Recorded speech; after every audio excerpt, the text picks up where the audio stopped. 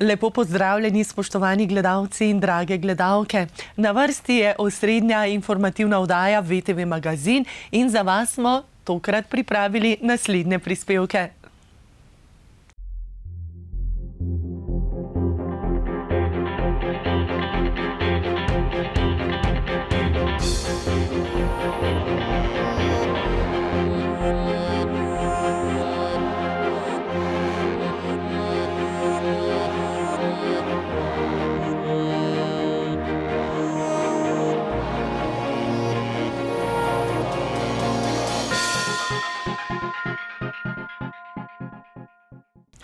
Zdravstveni dom Celje za obnovo prostorov tako na Gregorčičevi 5 in 6 v sodelovanju z mestno občino Celje zagotavlja večje in primernejše prostore za izvajanje zdravstvene dejavnosti.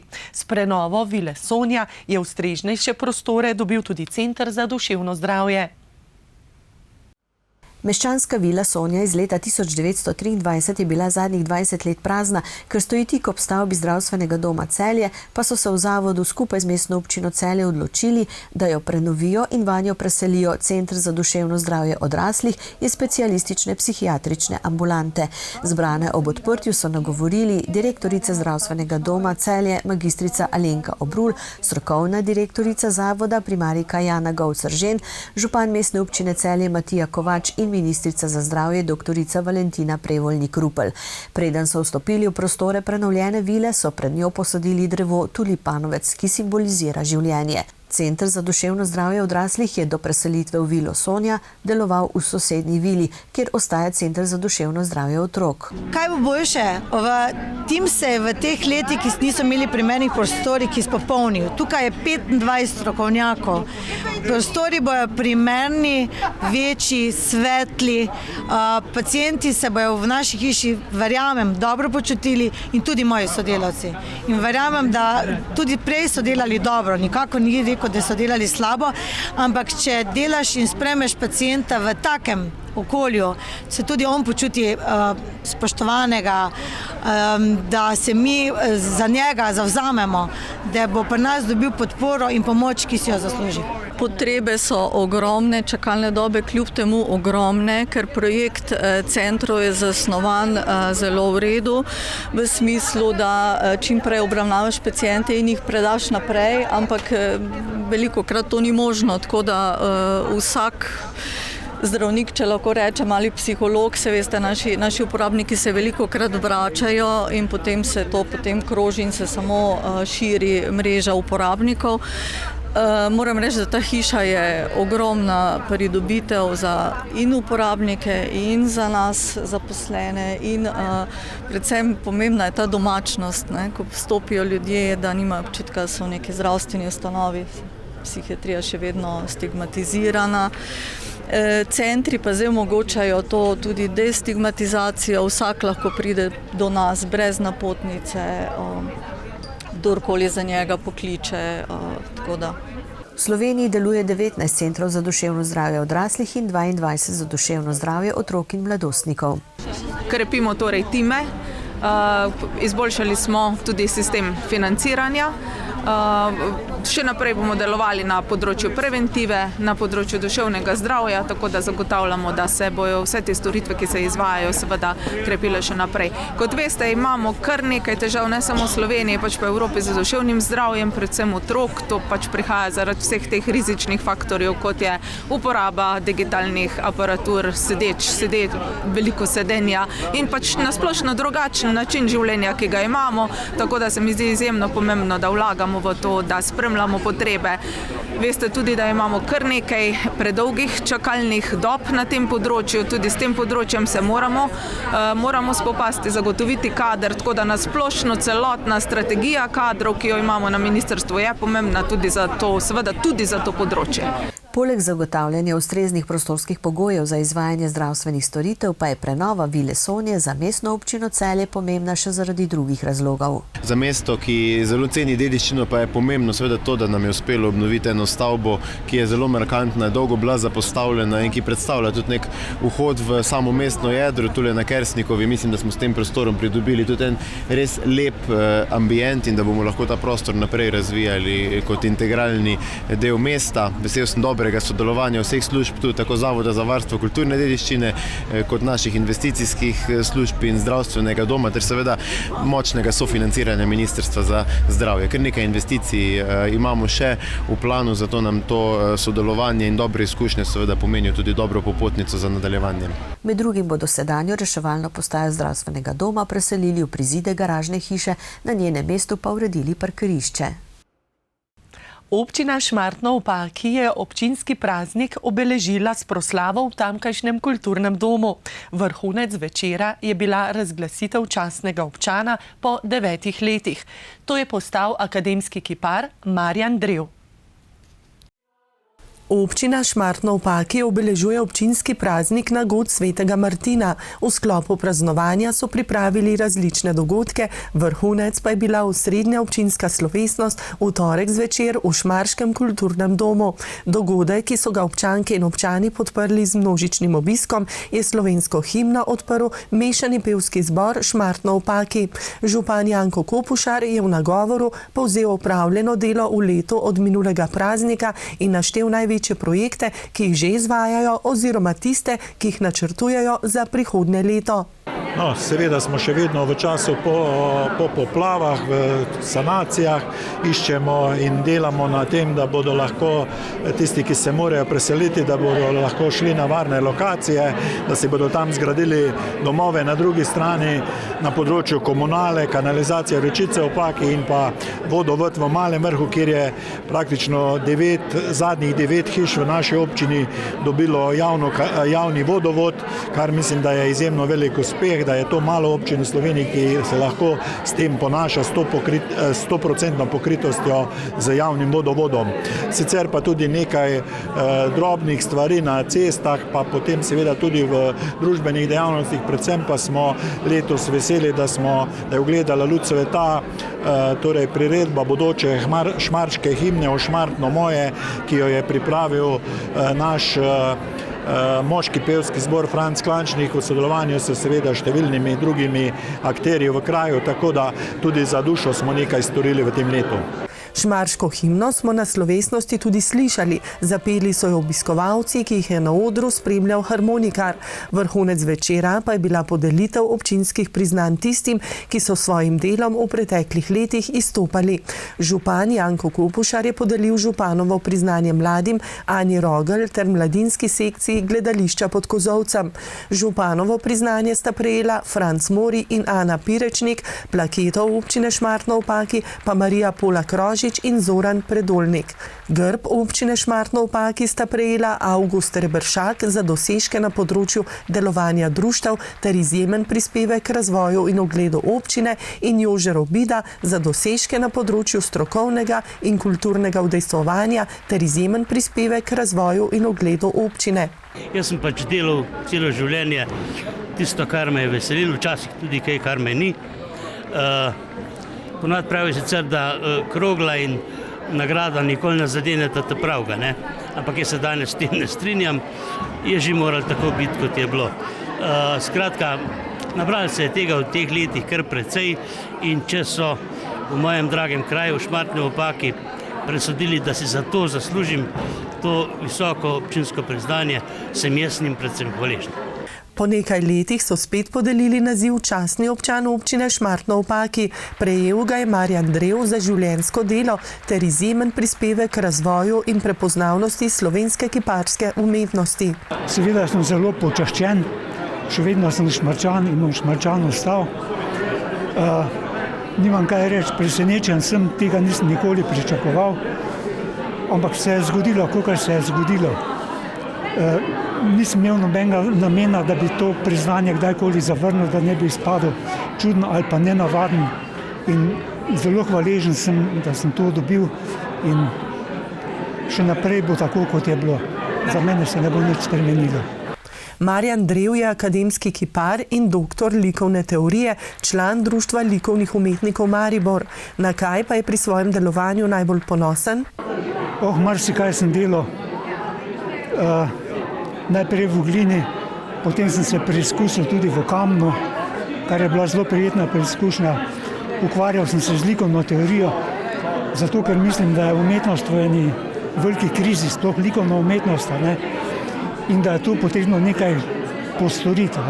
Klasična umetnost je nekako v zatonu, to, kar se novo poraja, ima tudi neke nove vrednosti in sem imel vedno željo, da bi to razumel. Ampak to je dolgi proces in dolga zgodba. Poleg mešanega pevskega zbora Šmartno v Paki je prireditev z glasbo obogatil kvartet klarinetov iz glasbene šole Fran Korun Koželjski Velenje. Na prireditvi pa je bila prvič prisotna tolmačka slovenskega znakovnega jezika. V občini Mislinja še vedno poteka popoplavna sanacija. Eden izmed največjih aktualnih projektov pa je izgradnja vodovodnega sistema.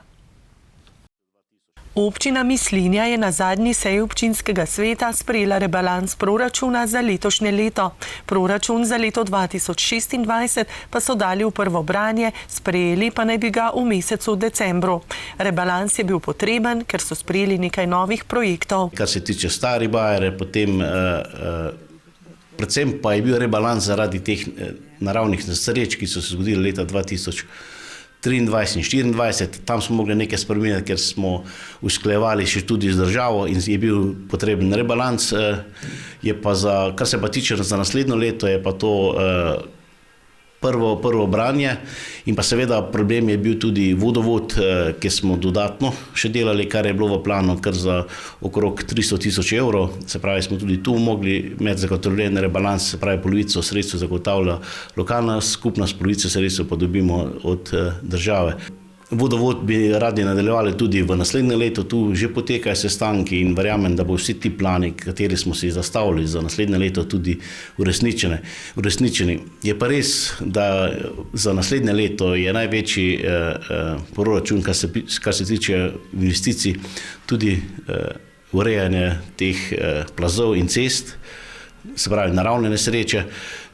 Kar se pa tiče vrtca, imamo seveda tudi željo, da bi v naslednjem letu začeli z izgradnjo novega vrtca. Tukaj še nimamo v proračunu, kajti čakamo sedaj, da upam in verjamem, da bomo uspešni na razpisu, na katerega smo se prijavili. Pri načrtovanju izgradnje novega vrtca so imeli največ težav pri pridobivanju dokumentacije. Se pravi, poplavna ogroženost, potem smo mogli neke študije delati. Skratka, to sedaj imamo urejeno, OPN, je bilo potrebno sprejeti za ta prostor. Teda, kar se tiče, občina je pridobila vse dokumentacijo, je bil pa razpis v kak mesec dober nazaj, oziroma že malo več, smo se na ta razpis prijavili in ko jaz verjamem, da bomo uspešni na tem razpisu, seveda se potem gremo tudi v realizacijo, to je pa plan v mesecu maju, da drugo leto začnemo z izgradnjo tega zelo pričakovanega vrtca. Eden večjih projektov v teku je izgradnja vodovoda Mislinja. Začetek projekta sega v leto 2024, sofinanciranje iz evropskih sredstev ter iz mehanizma Načrt za okrevanje in odpornost. Po besedah župana občine Mislinja Bojana Borovnika bodo v okviru projekta zagotovili učinkovit sistem upravljanja s pitno vodo s poudarkom na preudarni rabi vode ter izboljšanju dostopa do pitne vode. Zgradili in hidravlično izboljšali bodo dele vodovodnega sistema Mislinja, ki oskrbuje pod 5000 prebivalcev na območju poselitve, kjer je predpisana javna oskrba s pitno vodo. Obnovili bodo vodovod v dolžini 2445 metrov ter zgradili 985 metrov novega vodovoda. Celotna vrednost bo kar blizu milijona evrov, ampak ta vodovod je bil potrebno nujno zamenjati. Bile so te stare cevi, imeli smo tudi veliko kvar na tem področju in veliko izgub. S tem zamenjav vodovoda izboljšamo tudi kakovost za naše občane. Seveda se pa čaka nas naslednje leto še tudi nekatere zadeve, katere niso bile v projektu in so dejansko sedaj ugotovili, kaj je potrebno še dodatnega in rabimo še nove projekte. Upam, da bomo tudi tu uspešni še na razpisih, da rešimo vse te zadeve, katere so pač nujno potrebne. Moram reči, da projekti potekajo v skladu z planom. Jaz mislim, da do konca tega leta bi moglo biti, kar je bilo sredstev zagotovljenih tako strani države kot strani lokalne skupnosti porabljena. Tako kot sem pa že prej dejal, bi pa seveda radi to nadaljevali še v naslednjem letu. Popoplavna obnova seveda še ni končana. Trenutno potekajo dela na 3 lokacijah. Jaz mislim, da kar je malo problem z sredstvi, kajti moram reči, da do sedaj smo zelo dobro sodelovali z državo, kar se tiče, seveda to so vsa državna sredstva in verjamem, da bomo tudi v prihodnje. Mi imamo kar nekaj projektov tudi na DTP-ju, se pravi državno-tehnični pisarni, ko se pregledujejo, verjamem, da jih dobimo čim prej nazaj in da lahko gremo v razpise. Tako kot sem že prej omenil, bo naslednje leto kar veliko sredstev namenjeno za to področje, seveda, če bomo vsa ta sredstva pridobili strani države. Poleg vseh projektov pa se tudi v občini Mislinja veselijo veselega decembra. Letos bodo prvič organizirali slavnosten prižig prazničnih lučk. Zgodil se bo 29. novembra pred poslovnim centrom Lopan. S projektom mobilnih paliativnih timov se bo z novim električnim vozilom tudi v bolnišnici Topolšica zagotavljala celovita paliativna oskrba bolnikov in njihovih svojcev v domačem okolju. Mobilni paliativni timi so specializirane enote za zagotavljanje celovite paliativne oskrbe bolnika in njegovih svojcev na domu. Specializirana paliativna oskrba presega nivo običajnih zdravstvenih storitev. Ekipe morajo imeti ročne spretnosti za izvajanje določenih posegov v domačem okolju, poznati morajo tudi invazivne postopke za obvladovanje simptomov, nuditi psihološko podporo in organizirati socialno oskrbo, ki ima zaradi tega kar nekaj prednosti. Prednosti so definitivno to, da bolnikom, ko so recimo imajo nekaj, ali so gibalno ovirani ali njihova bolezen toliko napredovala, da jim je v bistvu že ta pot do bolnišnice zelo naporna, da jih lahko sledimo v domačem okolju. Seveda tudi, ko ti imaš bolnika doma, imaš nek drugačen ali pa mogoče dodaten pogled na njegovo življenje. Veliko lažje razumeš njegove preference, želje in mu omogočiš boljšo kakovost življenja v tem, bom rekla, zadnjem obdobju. Ker v sklopu mobilnega paliativnega tima bo tekla tudi ambulanta za zgodnjo paliativno oskrbo, kjer se bodo bolniki na začetku vključevali v to, potem pa v bistvu v dogovoru z njimi oskrba teče dalje. Prenos oskrbe v domače okolje zahteva dodatno izobraževanje, nakup potrebne opreme za delo na domu in vozil za transport ekip. Zato so včeraj v bolnišnici Topolšica prevzeli še zadnjega od 14 novih električnih vozil za mobilno paliativno ekipo, ki ga je ob pomoči evropskega denarja priskrbelo Ministrstvo za zdravje. Na Ministrstvu za zdravje si prizadevamo, da bi se paliativna oskrba res sistemsko umestila v vse regije in danes res veseljem povem, da se je 14. vozilo dodelilo bolnišnici Topolšica in to je danes tisto zadnje in izjemno nas veseli, da se bo paliativna oskrba na ta način z dostopnostjo približala tudi bolnikom v vaši regiji. Od tukaj se tudi mi na ministrstvu seveda si prizadevamo, da so vozila primerna, opremljena bodo tudi z vso prenosno medicinsko opremo, ki so potrebna, da lahko mobilni paliativni strokovni tim pride do teh bolnikov. Poleg tega bodo ta vozila in seveda mobilni paliativni timi pripomogli k boljši koordinaciji med zdravstvenimi in socialnimi službami, povečanju ozaveščenosti o pomenu paliativne oskrbe ter izboljšanju komunikacijskih veščin strokovnjakov pri delu s pacienti in njihovimi svojci. Tale nov avto bo na nek način podaljšek naše oskrbe, ki jo že nudimo bolnikom, ker že dosti te paliativne oskrbe teče sočasno z aktivnim zdravljenjem bolezni, pa to ne mogoče samo onkoloških bolezni, ampak tudi teh kroničnih internističnih bolezni. Tako da nam bomo s tem avtom imeli omogočeno nekako podaljšano oskrbo za tiste bolnike, ki bodo recimo odšli domov, pa niso toliko pokretni ali pa ne morejo priti toliko na kontrole, da jih bomo lahko sledili v domačem okolju in jim bomo na ta način omogočili čim bolj kakovostno in čim bolj dalj časa trajajočo oskrbo na domu.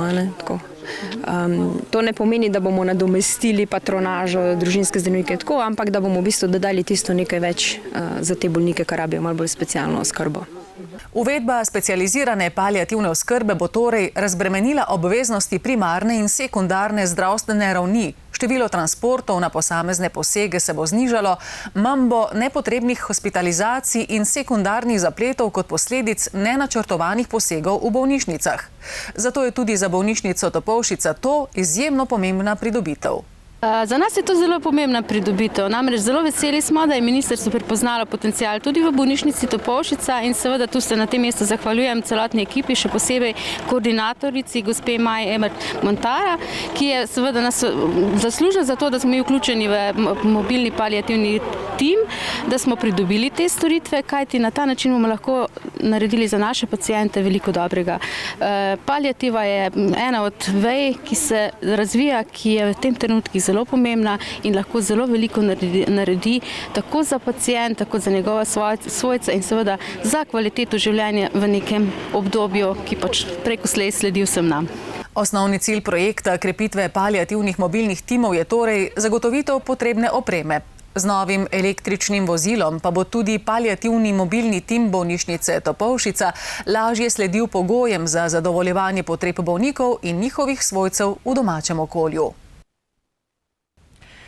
V domu drugega slovenskega tabora Žalec so v četrtek razglasili zmagovalce letošnjega izbora Naj kraj, hiša in kmetija. Podelili so priznanja v 7 kategorijah. V domu drugega slovenskega tabora Žalec je bila v četrtek zaključna prireditev izbora Naj kraj, hiša in kmetija 2025. Zbrane sta uvodoma nagovorila župan Janko Kos in predsednica Zveze turističnih društev občine Žalec Petra Žagar. Izpostavila je, da Turistična zveza Slovenije letos obeležuje 120-letnico delovanja, združuje pa več kot 400 društev. Turistično društvo Žalec pa je eno najstarejših še delujočih društev v Sloveniji. Obema govorcema se je nato na odru pridružila predsednica komisije Štefanija Zidar Kos, ki je spregovorila o pomenu samega izbora in prireditve. Ja, njen osnovni namen je pravzaprav spodbujati vse ljudi po vrsti, naj si bodo, da imajo hišo, kmetijo, poslovni objekt, vaško središče, vrtec, šola, da bi svoje okolje čim bolj urejali. No in to nam je v 25 letih to zelo lepo uspelo, tako da lahko rečem, da sem zelo ponosna na ta žalski projekt. Izbor je razdeljen v naslednje kategorije: hiša, kmetija, kraj, poslovni objekt, vrtec, šola in obnovljen objekt kulturne dediščine. Po covidu pa so razpisali posebno priznanje, ki so ga poimenovali Zlata kobula. Letos ne bo podeljena, ker preprosto na terenu ni bilo kaj takšnega, da bi lahko rekli, to pa je zdaj res Zlata kobula. Razpis za natečaj izda Zavod za kulturo, turizem in šport Žalec. Imamo tak pravilnik že v mesecu maju in potem lahko predlagajo turistična društva krajevne skupnosti, lahko posamezni ljudje, posamezni poslovneži, potem to Zavod za šport, kulturo in turizem zbere in potem imenuje župan 3-članico komisijo, predsednica komisije sem torej jaz, potem še 2 članici in gremo 2-krat do 3-krat na teren. Praviloma gremo prvič v mesecu juniju, potem drugič pa po 15. avgustu in praviloma je vedno tako, da moramo večkrat iti tudi tretjič, da se potem lažje odločimo. Letos so v vseh kategorijah skupaj podelili 18 priznanj. Letosna kategorija je najbolj močna pri hišah. To je normalno, vsi imamo vsak svojo hišo. Najbolj šibka je šola oziroma vrtec, tudi teh šol pa vrtcev nimamo ne vem koliko. Tudi kmetije zelo veliko, 4 kmetije, tako da letos lahko rečemo po covidu prvič 18 različnih nagrad. To je zelo veliko. Med prejemniki priznanja v kategoriji kmetija je tudi Ivan Bizjak iz Gotovelj. Mi, torej naša familija, vsi se trudimo za to, da imamo urejeno, da je to kako bi rekel, počiščeno, pa še kaj. Kar se tiče mehanizacije, pa mislim okolice, objekte, pa te stvari je večinoma v moški domeni, kar se tiče pa čiščenja, pa cvetličnih zadevšn, pa zelenjavnega vrta, pa teh stvari je pa seveda v ženski domeni, ne. Torej hči in žena, pa še mogoče mlajša hči, to bi bilo. V kategoriji kraj med prejemniki Krajevna skupnost Galicija. Naša krajevna skupnost Galicija je prejela priznanje za del kraja v zaselku Pernovo. To se pravi, ta del se nam letos zdel najbolj primeren, to se pravi najbolj urejen. V tem kraju živi tudi Urška Žolnir, zato smo pa vsake toliko časa obnovimo, to se pravi, je drug zaselek na vrsti. Največ ga urejajo sami stanovalci, to se pravi lastniki hiš, ki so seveda predani temu delu večino dneva. V kategoriji vrtec je priznanje prejela enota vrtcev občine Žalec, enota Žalec Zahod. Enota Žalec Zahod je v bistvu naša najmlajša enota, pridobili smo v letu 2024, je v bistvu največja enota, notri je 9 oddelkov ter upravni prostori. Enota si zagotovo zasluži, da prejme to nagrado za najlepše urejeno okolico, kajti celotna zgradba ter zunanja ureditev je nekako povezana, da je omogočen prehod otrok iz notranjih prostorov v zunanje. Prav tako je zunanje igrišče zelo premišljeno zastavljeno, ločeno je po conah za prvo in drugo starostno obdobje, hkrati pa je tudi zasaditev, bom rekla, izjemno bogata, verjetno se bo lepše videlo čez 10 let, ko bo malo še poraslo in obogatilo. Prireditev je z glasbo popestril ansambel Petra Finka. Šola za storitvene dejavnosti Šolskega centra Velenje je v tem tednu gostila srečanje partnerjev projekta Erasmus Plus 4-letni časi v ekološki kuhinji. Dijaki iz Italije, Turčije, Poljske in Slovenije so se pomerili na tekmovanju iz gastronomije. Projekt Four Seasons in Organic Kitchen oziroma 4-letni časi v ekološki kuhinji povezuje dijake 4 različnih držav in kultur skozi gastronomijo. Vodilni partner projekta, v katerem poleg Velenjske sodelujejo šole iz Italije, Turčije in Poljske, je Šolski center Velenje. Vodja projekta je Miran Papež, mentorica domače ekipe pa Simona Pompe. Cilji projekta so razviti tudi pri dijakih z področja gastronomije ekološko zavest, kajti namen projekta je, da razvijamo zelene tehnologije oziroma da se dijaki naučijo, kako s čim manj odpadki, z uporabo sezonske hrane, z uporabo lokalnih surovin, lahko po načelu ponovne uporabe že pripravljene hrane izkoristimo vse to za nadaljno uporabo v kuhinjah. Za gostujoče dijake so pripravili zanimiv program tudi z ogledom turistične kmetije. V četrtek pa je sledilo tekmovanje. Danes smo imeli na programu tako imenovano tekmovanje, kjer so dijaki predstavljali svoje znanje in sicer so morali pripraviti 4 recepte. Te recepte so seveda pripravljali po svoje. In na koncu so seveda morali tudi demonstrirati, kako čim bolj izvirno servirati te jedi, tako da je potekalo tekmovanje od priprave do končne dekoracije krožnikov. Dijake so ocenjevali 3 vrhunski slovenski šefi: Dušan Veršec, Janez Bratovš in Velenjčan Boštjan Vovk, ki je tudi sam obiskoval Velenjsko šolo za storitvene dejavnosti, vendar takrat takšnih Erasmov projektov ni bilo, je povedal. Danes pa pomenijo veliko tudi za druženje, strokovno rast in urjenje tujega jezika. Jaz sam nisem imel take možnosti, ampak zdaj, ko pa se vračam na šolo, pa vidim te projekte, sem zelo vesel, zato se zmeri udeležim takih dogodkov. Dijakom sem tudi povedal, da naj čim bolj uživajo, da ni to nek bav, ampak da uživajo življenje. In kako so se dijaki odrezali kot kuharji, vse ekipe so prejele zlate medalje. Tako, ja, zelo dobro so se odrezali. Če gledamo, da so to nekakšne dijaki, tisti, ko vstopajo v ta svet, da rabijo motivacijo, motivacijo. Mislim, da so zelo dobro odkuhali, predvsem to, da so bila živila domača, pa da so jih uporabili na več različnih načinov. V vsaki državi so zmagali svojo kategorijo tekmovanja, tako predjed, glavna jed, sladica in pa tudi jušne jedi. Skratka, vsaka država je zmagovalec v svoji kategoriji, tako da smo zadovoljni, da vsi odhajamo veseli in srečni. Super je bilo, izkušnja je bila neverjetna, pač definitivno bi šla še enkrat ponoviti, če bi lahko. Pogovarjamo se seveda v angleščini, pa sporazumevamo se čim bolj, kakor lahko, tudi z rokami si pomagamo. Tudi slovenski recepti niso delali težav dijakom. No, actually it's very similar to Polish food. I'm honored to be in this project and I love mountains, so Slovenia is best country in the world, I guess. I really like it and I don't know, it's so fun to be here.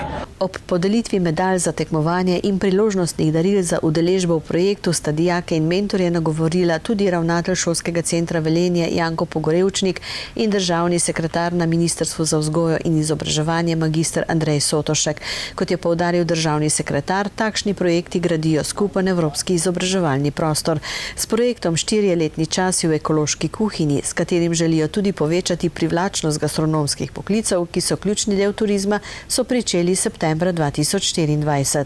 Projekt traja 2 šolski leti, zaključil se bo v avgustu 2026. V vmesnem času še moramo opraviti aktivnosti na področju 2 letnih časov, kajti projekt se le imenuje 4-letni časi v ekološki kuhinji. Skratka, pred nami je še zima in pomlad.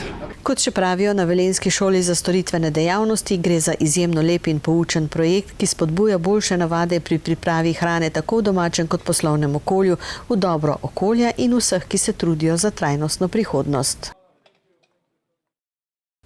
Spoštovane gledalke in dragi gledalci, to je bilo vse v tokratni oddaji VTV Magazin. Hvala za vašo pozornost in nasvidenje.